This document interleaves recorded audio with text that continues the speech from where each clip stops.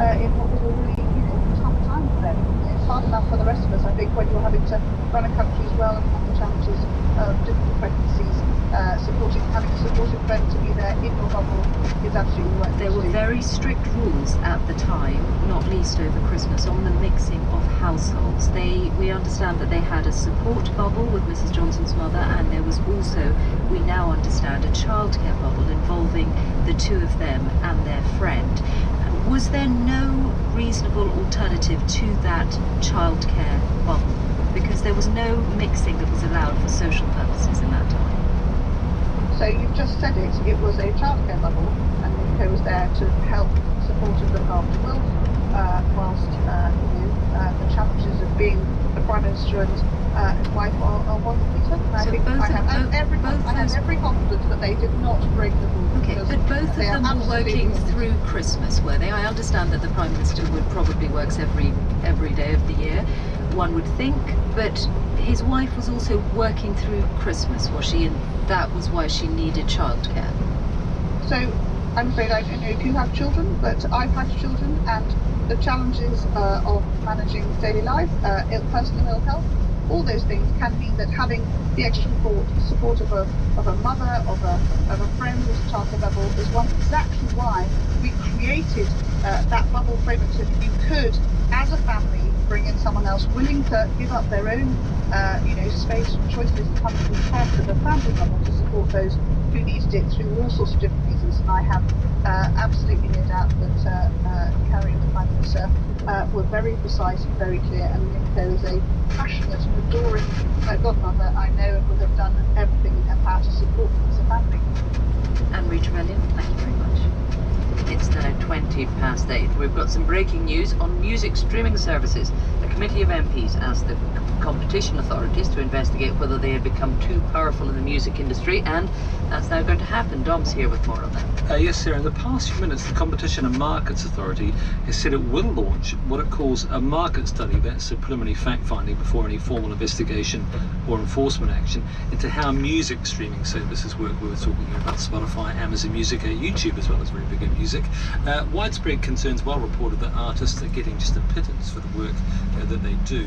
And this reference is not entirely unexpected. That Select Committee for Culture, Media and Sport did its own investigation earlier in the year. It said that music streaming services had simply become too powerful, and that artists, songwriters and performers were not adequately paid for the work. They wanted to introduce a right to what they called equitable digital music remuneration. I'm not quite sure how that would work, but they wanted that. A right to recapture the rights to works after a period of time, and the right for contracts to be changed if a song turned out to be much more successful than first envisaged. They also pointed out the pandemic had made what were entrenched patterns in the music industry much steeper, because of course artists couldn't have their royalties, or sorry, their earnings from live performances. They also concluded by saying we have deep concerns about the position of the major music companies.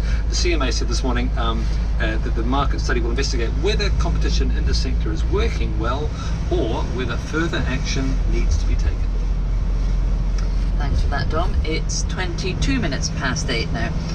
The new James Bond film, No Time to Die, may have smashed box office records, but for many film fans, the most anticipated release of the year is Dune, director Denis Villeneuve's version of the 1965 classic sci-fi novel. The book has been adapted for the screen several times before, with, I think it's fair to say, limited success. So, will this version, that was premiered in London last night, live up to expectations? Alistair Reynolds, the space scientist turned sci-fi writer of science fiction 16 novels, including most recently Inhibitor Phase. I spoke to him earlier about whether or not this film would be a success. If anything happens, will you protect Paul? With my life. I think the director of the films I've seen of his have been, even if they're occasionally a bit long, they're sort of intelligent, immersive films with a good cinematic feel to them. So I'm pretty confident he'll have done a good job. Others have been accused of not doing such a brilliant job. There was a David Lynch film, then there was a TV series of Dune. What do you think has made it either so difficult to adapt to the screen, or why have those previous versions failed? It's a huge baggy novel, and I think I've got a lot of time for the Lynch film. Actually, I saw it when I was small. A beginning is a very delicate time. Know then that it is the year 10,191. I liked it a lot, actually. I didn't really follow the story, but I liked the visuals in it. I thought it was fantastic. But I think he tried to sort of swallow the whole book in one go, and it's an enormous 600-page thing in some editions.